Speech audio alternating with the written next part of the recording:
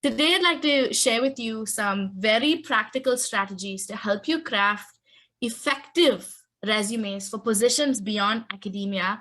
Although many of these techniques that I'm about to share with you can also be applicable to academic positions and can also be extrapolated to cover letters all the way to interviews as well.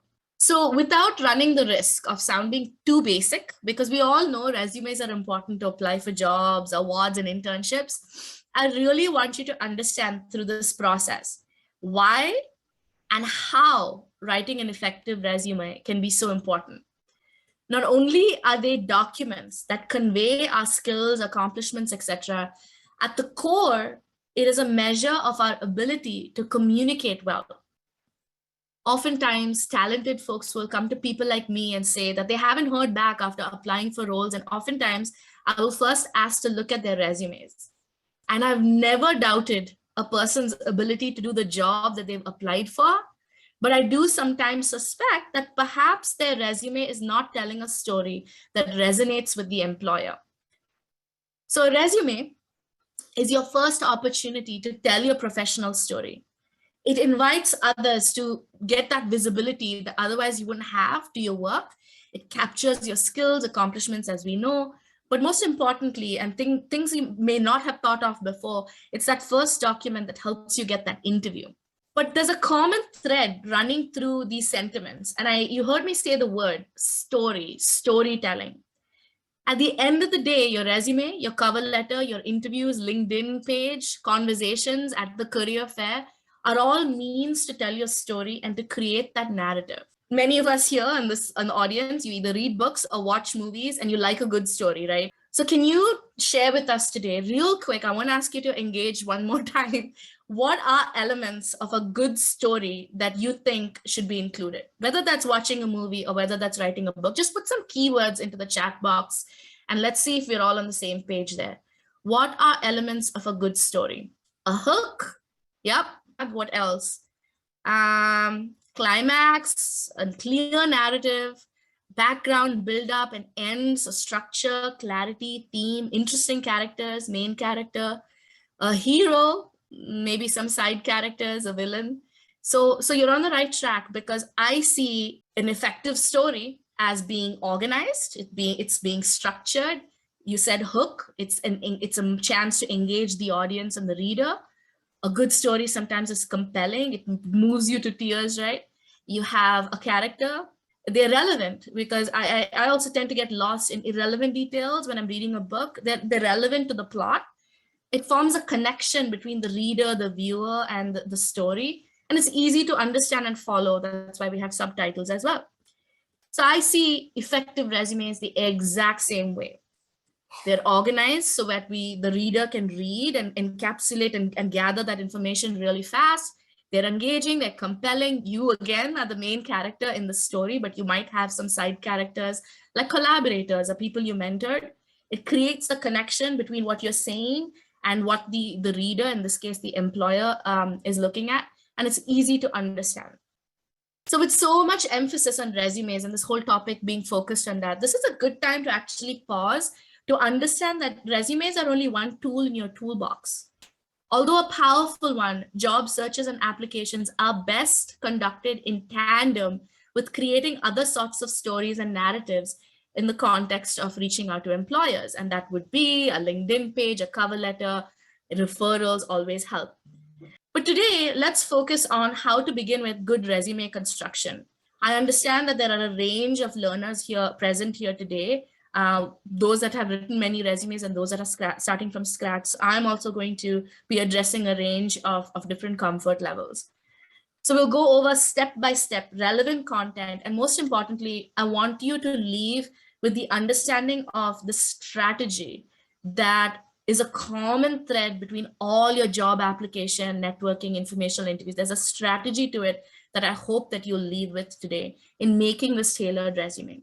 So first, let's just very briefly distinguish between a resume and CV. Other differences between resumes and CVs will become apparent when we start going into a deep dive in resumes. But at the very basic level, the word resume itself means a summary, whereas curriculum vitae is the course of life. It's everything that you've ever done. When it comes to your resume's length, you're shooting for 1 to 2 pages. But if you are someone who's applying to industry as a scientist position or engineer, you might have a little bit leeway and it can roll over to 3 pages. It really depends on the industry and context. A CV is indefinite, comprehensive, no length limit. A resume, you want to lead first with highlighting your skills. It's a skill-based document, whereas a CV, you focus on a list of accomplishments. With your resume, you're targeting these non-active positions like internships, industries, consulting, nonprofit, government can be somewhere in between. And then with the CV, you're targeting sometimes academia, fellowships, grants, sometimes governmental positions, depending if you're applying through USA jobs. So this, if you have a little enlarged document or you can zoom in on your phone, this is a friend CV in academia. And in academia, for all typical academic purposes, it's extensive. It runs 14 pages long. It lists every talk, media appearance, and book chapter they've ever written. This is our humanist. What it does not do, which is fundamentally different from that of a resume, is that it does not let me know as a reader, as an employer, what my friend's skills are.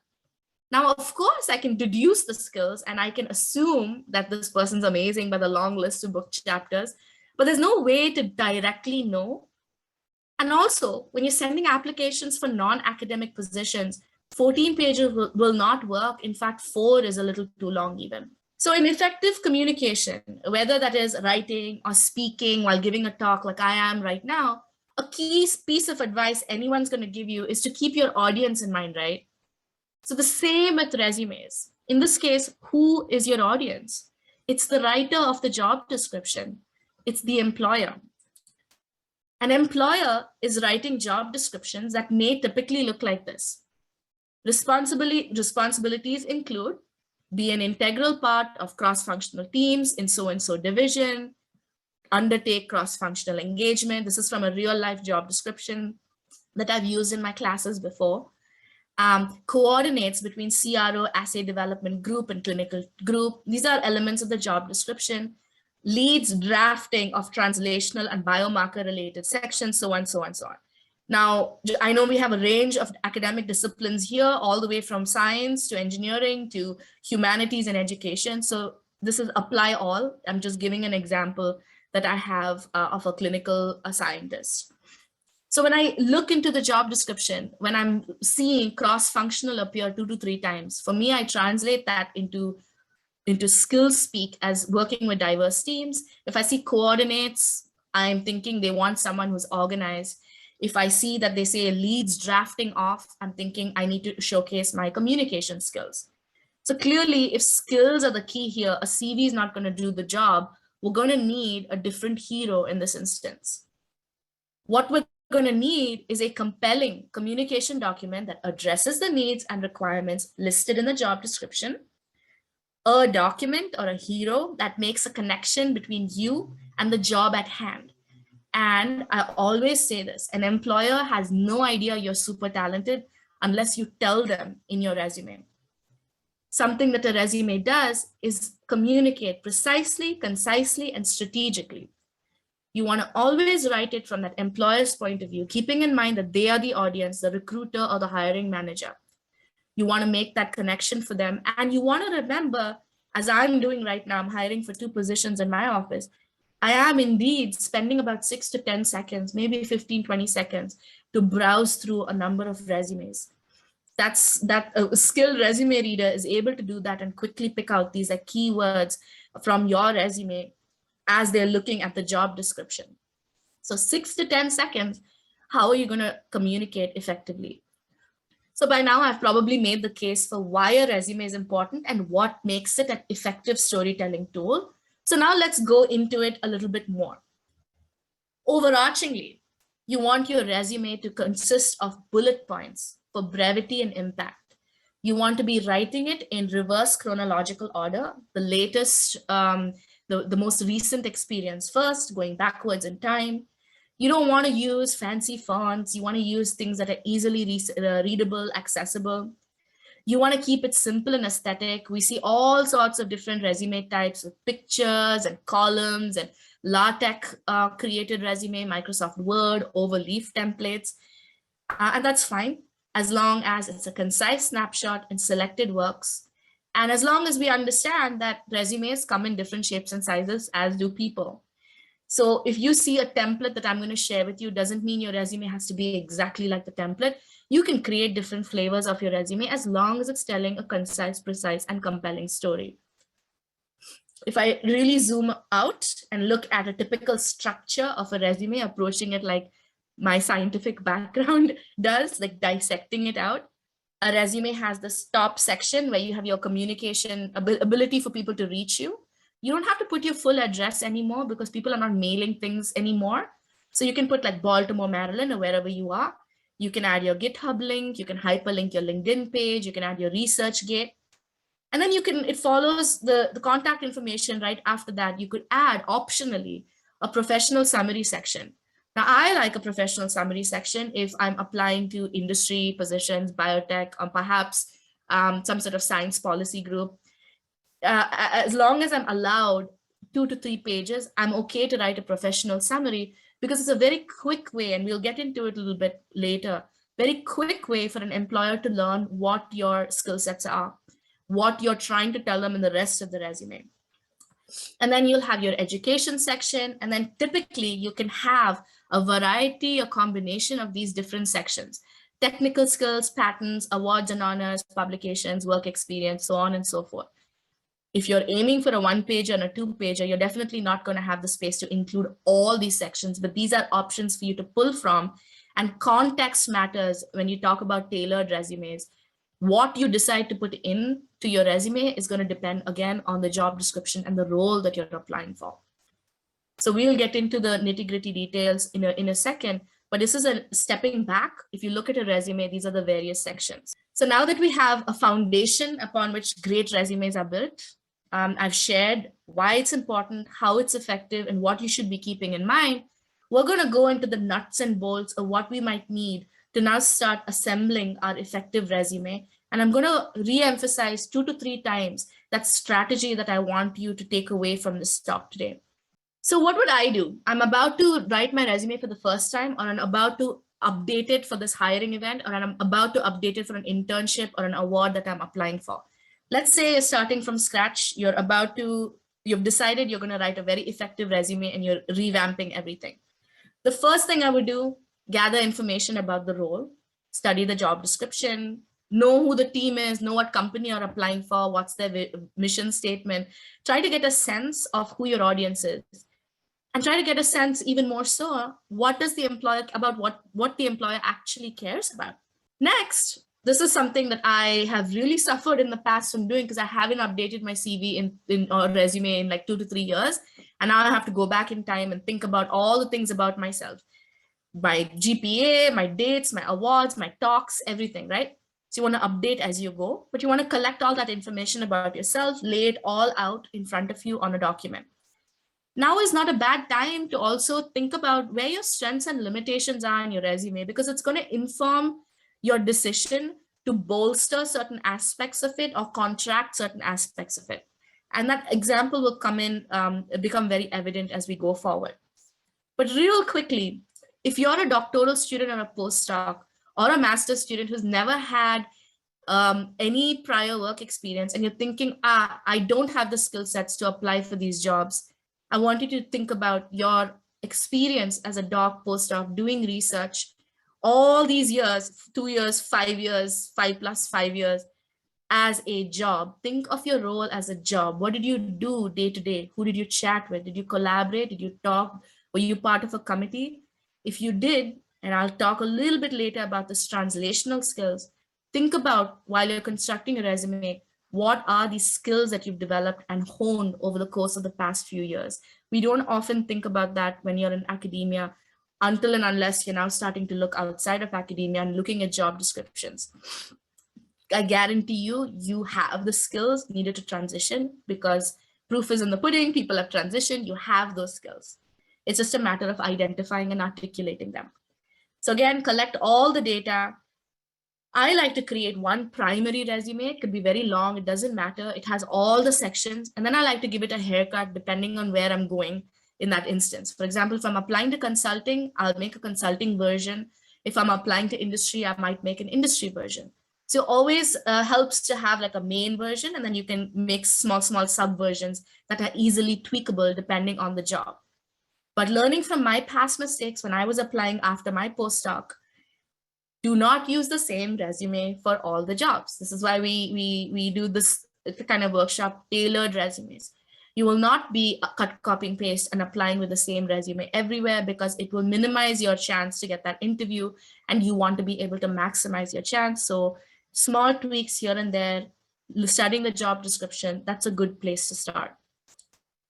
The next thing I would do is what I just mentioned, dissect and study the job description. The clues of what the employer or the audience in this case is looking for is in the job description. If there isn't any job description available, oftentimes with consulting positions, you might not find a detailed job description, then understand what that consulting firm might do. What does that nonprofit actually do?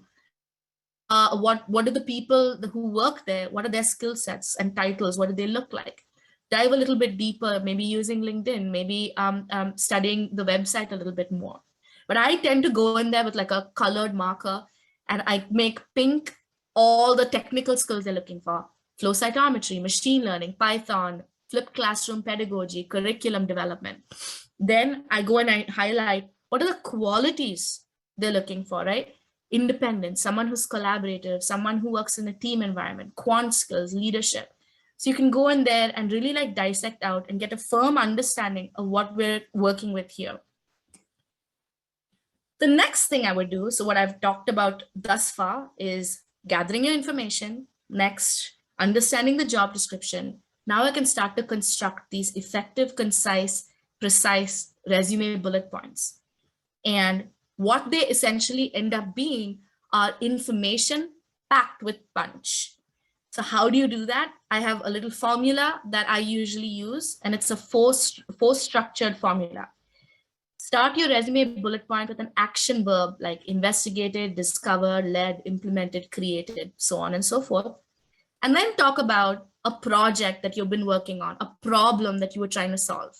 So investigated, I'll take my own thesis, for example, investigated the role of microRNA in acute lung injury, my problem that I was trying to solve, using ingenuity pathway analysis, the tool that I've been using, resulting in the discovery that microRNA 155 was the primary gene involved in the process, or resulting in 3 publications, 4 conference presentations. So essentially your resume bullet point has these 4 structures. What people do is talk about that action verb, talk about the project, maybe throw in the tool and the technique used, and then forget about the deliverable, the outcome, the result.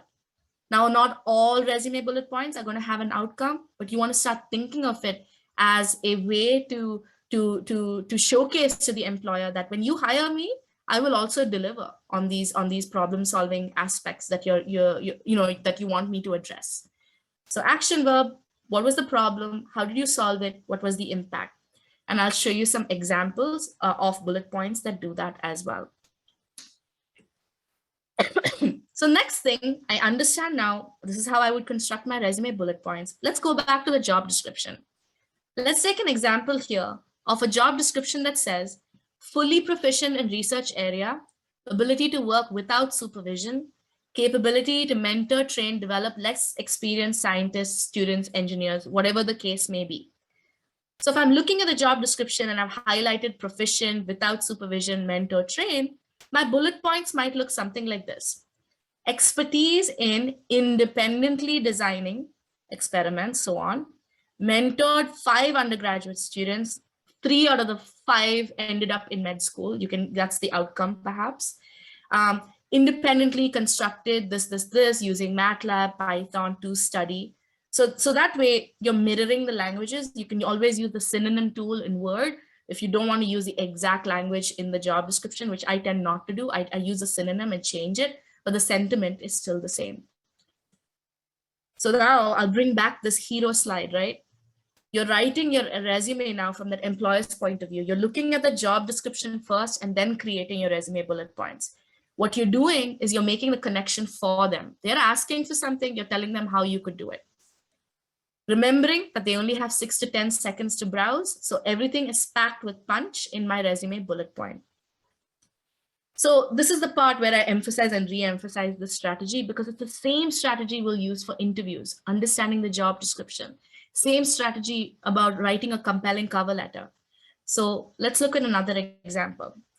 Liaises with colleagues from other subject areas, shares experiences and reporting progress. So if I were to translate this sentence from a job description into a skill, the skill here is they're talking about collaboration. They want this person to work in a team, collaborate, share ideas, so on and so forth. So you could have a wide variety of bullet points that may look like this. So for a humanist, you might say, establish professional connections with 19 doctoral students and humanists working at a variety of institutions in New York City. If you're a chemical engineer, you might say collaborated with colleagues in chemical engineering to study da da da da da da. Or you could throw in another word, interdisciplinary researchers. All of them imply that you have experience having collaborated before. So hopefully this is giving a little bit of a sense of the strategy I'm hammering in a little bit over here, because that is the key to an effective resume. So I'm not stopping here giving an example. We're going to look at a case study just for a second, and I'm going to show you two versions. What is in the job description, a person who wrote an ineffective resume and a person whose resume bullet points look much better. So this is a consulting example, very general, applies to all disciplines. Ability to view problems from multiple angles, possess strong oral and written communication skills, strong qualitative, quantitative, whatever the case may be, organizational skills are a must, master's is fine, PhD preferred. So let's go ahead and see, we've honed down into the core of what the job is looking for. And here's an example of a student who submitted a resume for this position, consulting position. Here are it's an excerpt of their resume bullet points. So they say, investigated the solvent effects of pi-pi stacking NTCDI with binding energy, blah, blah, blah, discovered new molecule conformation using nudged elastic band method. And then they continue to use the bullet points, getting into the technicality of their research work, not addressing any of the points that the job description has stated above. So what's going to essentially happen is like passing ships in the night. The employer and the person's resume are just going to never see the light of day, and they'll never get the interview. Instead, this is a person who started their job now actually yesterday in McKinsey for consulting. They took a step out of their research work and really understood what consulting was about. And they said, piloted multiple dynamic projects resulting in 2 first author manuscripts and 2 conferences. Mentored 5 grad students for respective dissertations, managed lab finances over 300,000 for 4 years to ensure seamless resource optimization and effective operations. And the reason why this is more compelling is because, again, they know that the consultant doesn't care about the pi-pi thermodynamic regulation. They care about the outcome, the deliverable to the client, the teaching, the communication aspect, the management, the project management portion. And that's why these bullet points have been strategically listed.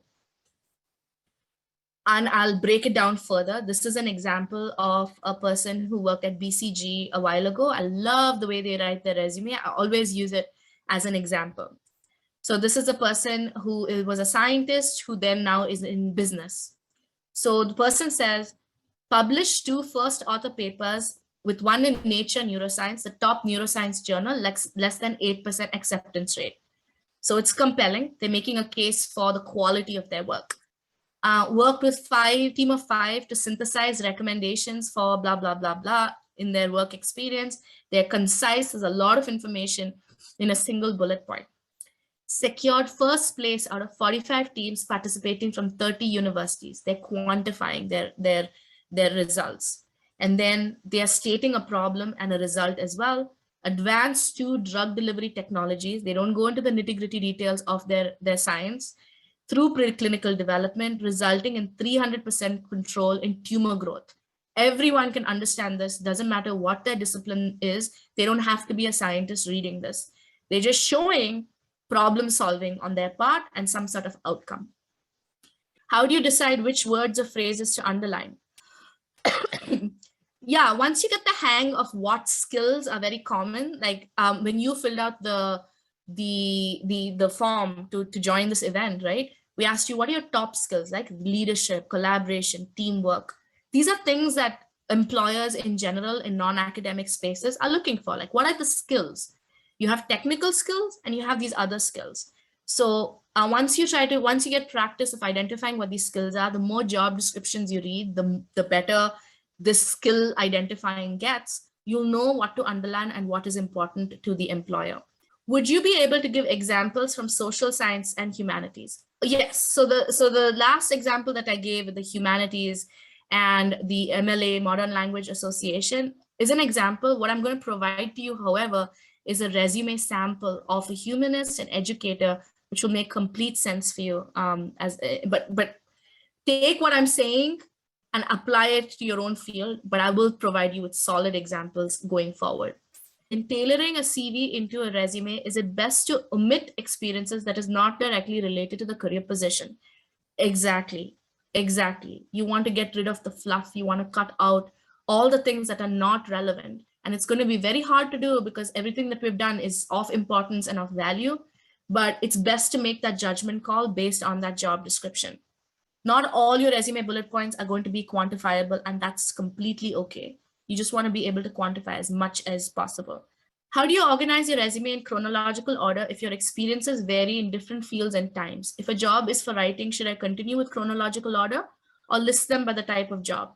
You have the freedom to be able to do both ways. You can either do them chronologically, and that's completely okay. I've done resumes in the past that have different sections. So I might say project management, writing, relevant medical writing. You have the freedom to create it however you want. There are no rules for this, as long as the reader is seeing a compelling story at the end of the day. So you can forego the chronological order if you have a list of projects that don't fit the chronological aspect at all. Any advice on tailoring a resume for someone who's making a career change? Absolutely. The similar advice will apply whatever career you're moving into, right? Identify what those transferable skills are.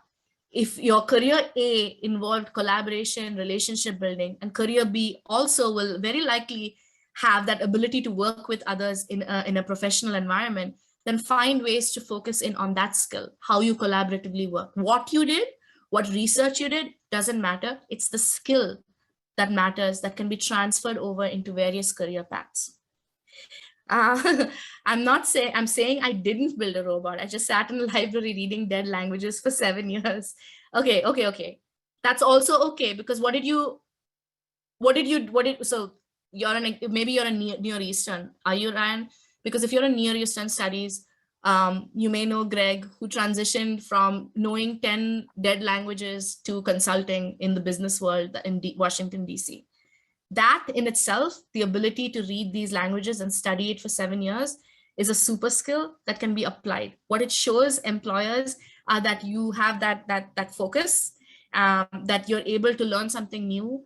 It doesn't matter if the languages are dead or not. It's what you did in the process of learning that. It showcases that growth mindset. So that's still a skill set. You don't have to build a robot. Would you integrate experience built through volunteer work with experience technical skills, or separate? Yeah, I tend to want to separate the volunteering from the technical skills. But if you're volunteering, like for me, I started a nonprofit. If that's a skill, then I'll put it in the skills section and say nonprofit management.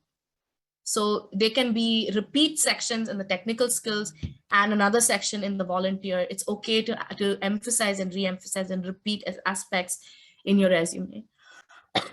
Let me take a minute and come back to the questions in a second. I know there'll be a lot of questions. I know you're all from different disciplines.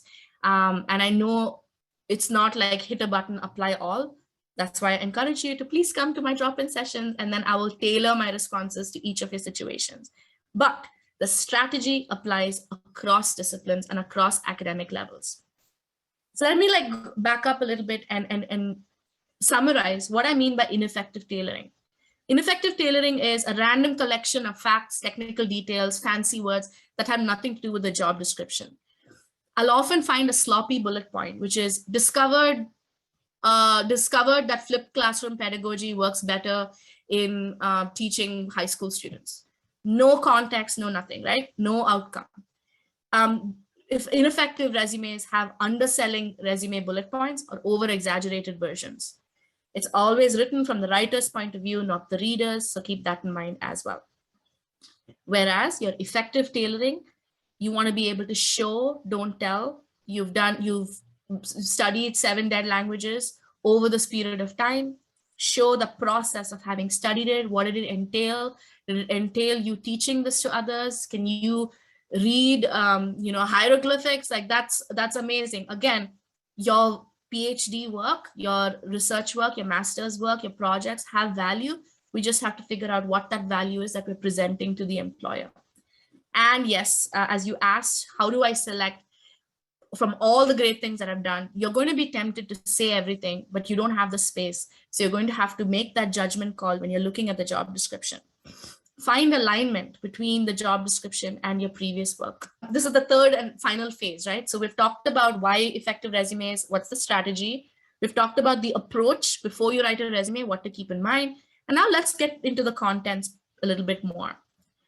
So like I mentioned in the beginning, professional summary is optional.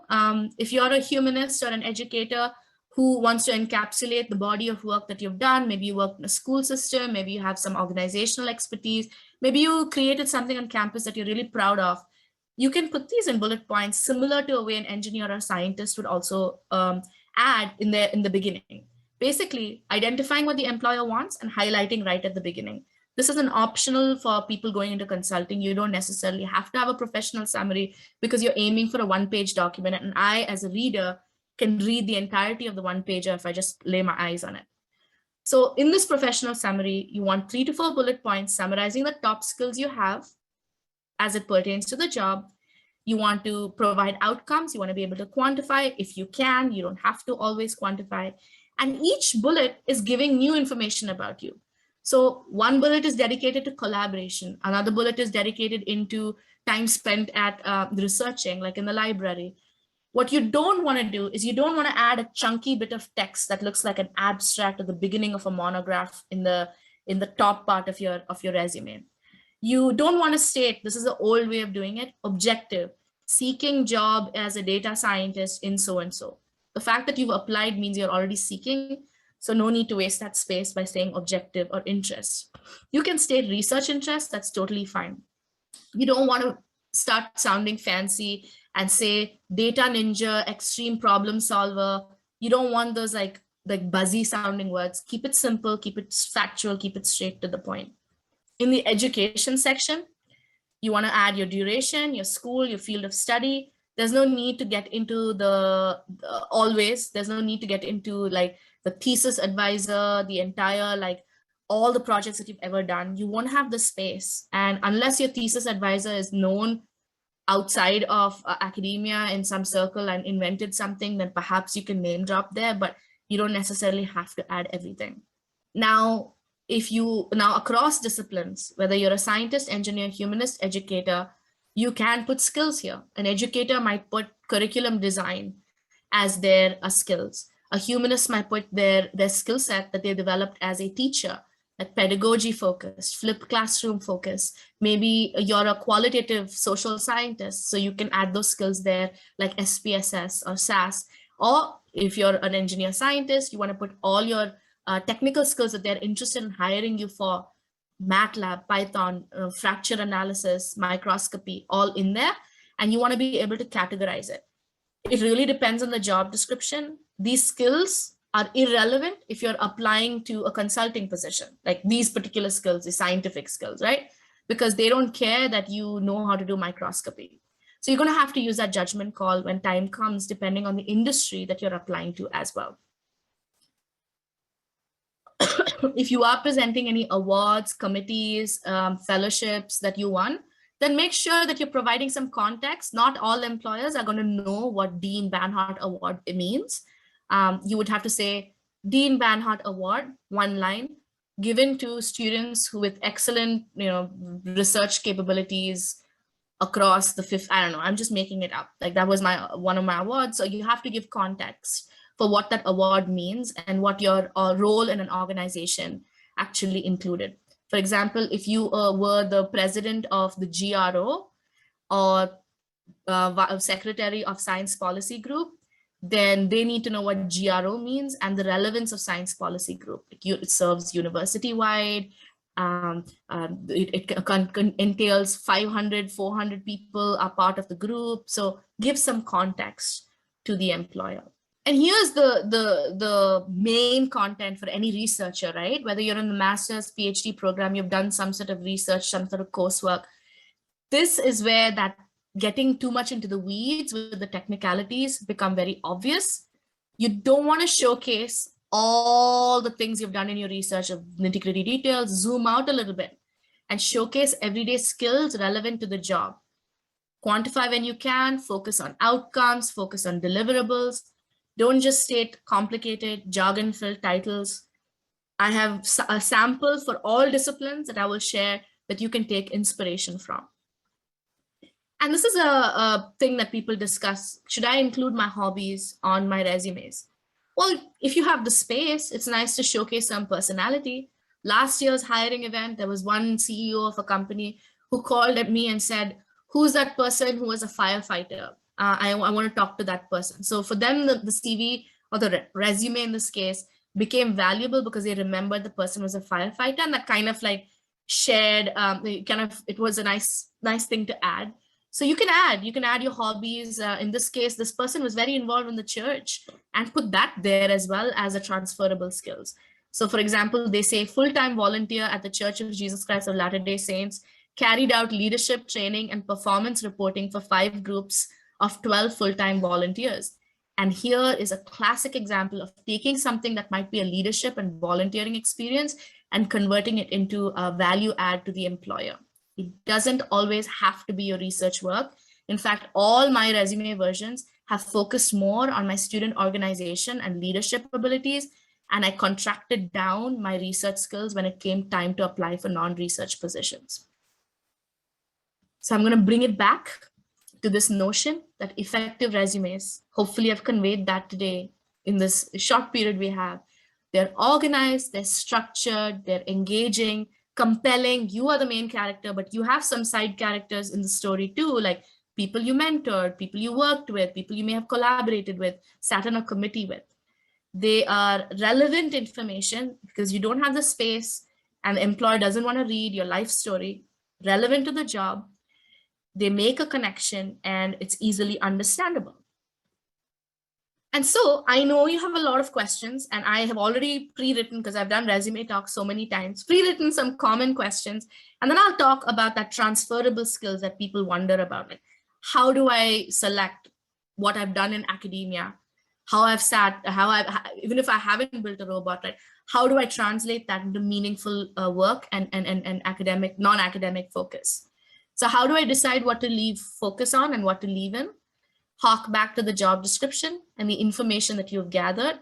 If there's no information through the job description, sometimes bad job descriptions will leave you puzzled, then I would say, take a look at the website. I had to go through this with Booz Allen Hamilton when I was applying to be a consultant. Didn't know anything about consulting. Ultimately got the job, but I got my information from the website, and I read profiles of people who are consultants on the website and kind of gleaned from there.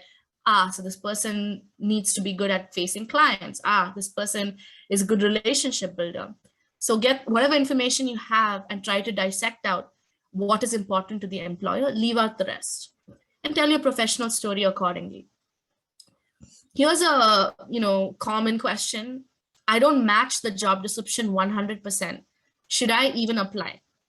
And I want to say that 99.999% of the jobs I've applied for, including the one at Futures that I work here now, I only matched about 60%.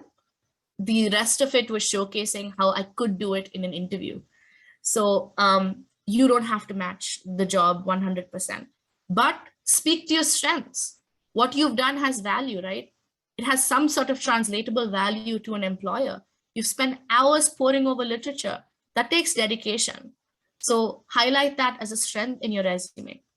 And remember that the resume is just one tool in your toolbox. It's not the end of the world if the resume sort of has some patchy moments. That's why your complimentary cover letter comes into play. Last year, this time, I hired someone, resume was like, the resume wasn't up to par, but the cover letter was amazing. And thankfully, we read the cover letter, and sometimes it's a combination of the two materials you're presenting.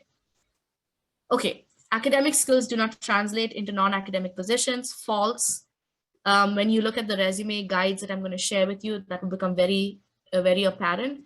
But also, I'm going to share with you right now a quick snapshot of things you may have done that translate into tangible work skills. If you ever researched anything, whether you're a humanist, engineer, or an educator of social sciences, anything that you may have researched, what you've essentially gained and developed is problem-solving skills, critical thinking, sometimes analytical skills, qualitative, quantitative skills, that you've done that during the course of the research. If you've ever taught a class of students, that's communication skills, that's organization and planning, that's project management, that's leadership. If you've written a monograph, a paper, even a blog, again, that's thought leadership, that's communication. These are common threads through all job types. I read job descriptions for fun, y'all. So I can tell you with confidence that most jobs want these skill sets. That's why PhDs and master's students are very valuable in a variety of jobs. Communication, thought leadership. If you ever created anything from scratch, and it doesn't have to be something fancy, then you've been innovative. You've strategically thought of something. You've exhibited leadership. If you attended a conference, you presented your work last week at a lab meeting or at your to your boss, that's communication skills. Do you know languages? It's written on this PowerPoint slide. If you know languages, whether or not they're dead languages or what's the opposite of dead, no idea. Whether the languages we use regularly, the fact that you did that and had the gumption to study that, that's a super skill for your resume. International students and postdocs, put your multiple languages that you speak on there if you speak them, because that tells the employer this person is able to think in many languages, that takes a particular amount of cognitive ability. This person will be great for my clients in China, or they speak Spanish, so be great for my clients here. That's a super skill. Don't forget to sort of bring that identity into your resume as well. Another common thought, I feel icky selling my skills. It feels like an exaggeration. And my go-to answer for that is tell the truth in your resume. It's not icky if it's the truth. If you won a fancy award, it's the truth. If you discovered something, no shame in that. If you want to stand out and you want to make a compelling case, you have to tell your story. So tell your story and tell it in a compelling way. And finally, these words matter. Resume, cover letter, all these abilities to craft clever words, right? It matters. So if you have led something in the past, don't undervalue that and say helped with something. Say led. You want to avoid words like problem solver, data ninja, forward thinker, amazing, superior. That can be a turn off for the organization. And then one last thing I want you to know before I share with you all the resources is there's a final checklist here. Tailor your resume to the position, focus on skills and outcomes. Doesn't matter what the research project technically was. In some cases, the skill that you developed along the way. Pick the keywords from the job description and include them into your resume. Pepper them through your LinkedIn profile. Make it easy to read, and most importantly, proofread. Let someone else set their eyes on your resume real fast. With that being said, how do I add things that I did in a university but didn't get a degree from? Basically, I started my PhD at a different university and transferred here because my advisor moved. Say that. You can literally add a section on your education that says started at this university, transferred to another. No issues, happens all the time. You can simply state it on your resume. No one's going to fault you for that. Would you recommend including an anticipated end date if you're applying for a job? Yes, Yes, let them know, be very clear that you're graduating December 2022. So, out of a stack of resumes and they want to hire for this position immediately, yours will be considered first rather than someone who's finishing 2 years from now. So yes. If I'm applying to an engineering or analyst job, can I have more than 1-page resume? Will all companies accept it? So if you are just starting out in your career, I assume you're a master's student, keep your 1-pager. Keep your 1-pager, shoot for 1 page. How would we know if they're okay with longer than a 1-page job? One reason to know if they accept 2 pages is to actually reach out to someone who works there, a recruiter preferably, and ask them. But it really depends on the industry type. So you're talking about an engineering or analyst job, and my recommendation is for you to write a 1-page resume as a fresher. Should we list references in the resume? No need to occupy that space for resumes. By the way, can people turn on their mics and videos at all? What did I do? You should be able to unmute yourself and you should be able to start video as well. If you can, just let me know because someone might want to do that. So no need to include references. Oh, I was allowed to before, but now I'm not. I don't know what I'm doing with the thing, guys, because my okay, it's working. I got it. Okay. All right, thank you. Some people have different resume templates. Do you recommend making yours stand out in the way it looks? For example, choosing a certain color. Actually, at the end of the day, it doesn't matter. I'm more distracted by green, yellow, and blue resumes than I am with a simple black and white one. If you want to infuse a bit of personality and be different, sure, you can do that. Some people are now using Canva. What I created my presentation on Canva, they have resume templates. It's a hit or miss. It doesn't necessarily translate nicely as I'm receiving resumes through the portal right now. Some of it comes a little garbled.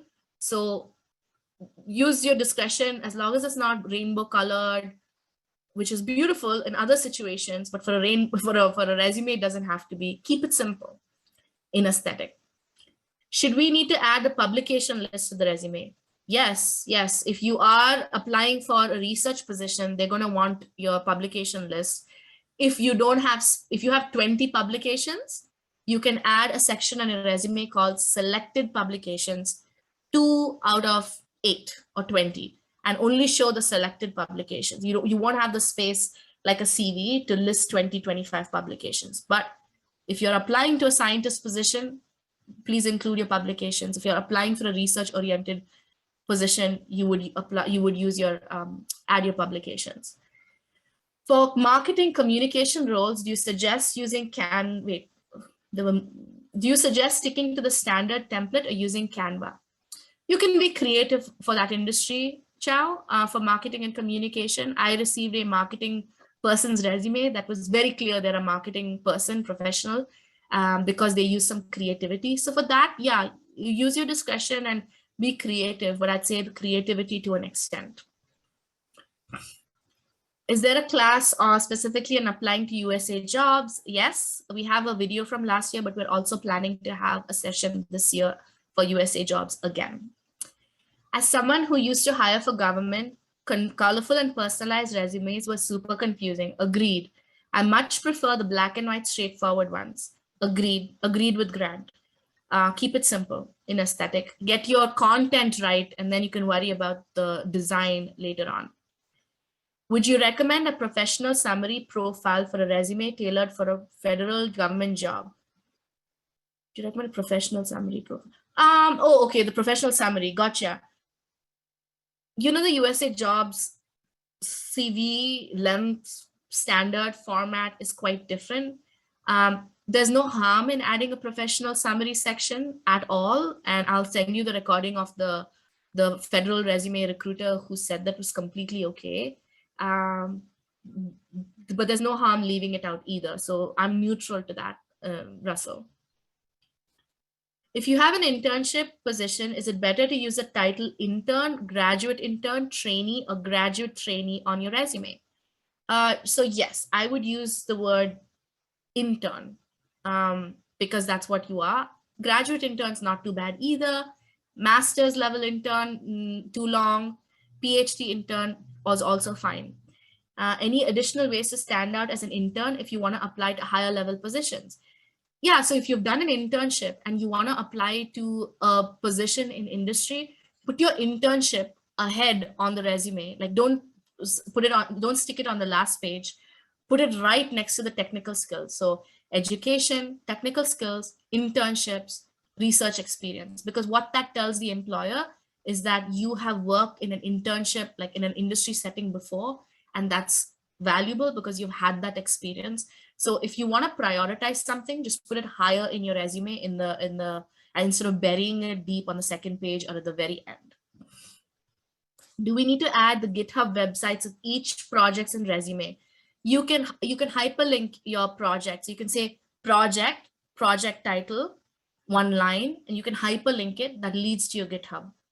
You can be creative with that. You don't have to list the entire GitHub like details. You can always hyperlink to something else, like a personal website or even to a LinkedIn profile. You've stressed how you should tailor resumes. Does the same logic apply to CVs or no, since CVs are comprehensive? Same logic applies to CVs. For example, you're taking your CV and you're applying to a science fellowship grant within like an academic space. Let's just say AAAS, right? In that case, AAAS versus maybe some other fellowship. In that case, you're going to look at the requirements of AAAS. You're going to look at the requirements of this other fellowship. You're going to see the difference between them, and what you place on your CV on the top 2 pages will be different for both because both of them have different focal points. So yes, I would apply the same strategy to a CV as well. And additionally, in your CV, I'm a big fan of adding bullet points and focusing on skills. Length doesn't matter, but again, if you can showcase your skills, it's better than just listing accomplishments. Could you share some exemplary resumes? Yes, I will be sharing that in the resume guide, and we'll be sharing a whole host of sample resumes on our website. Stay tuned for that.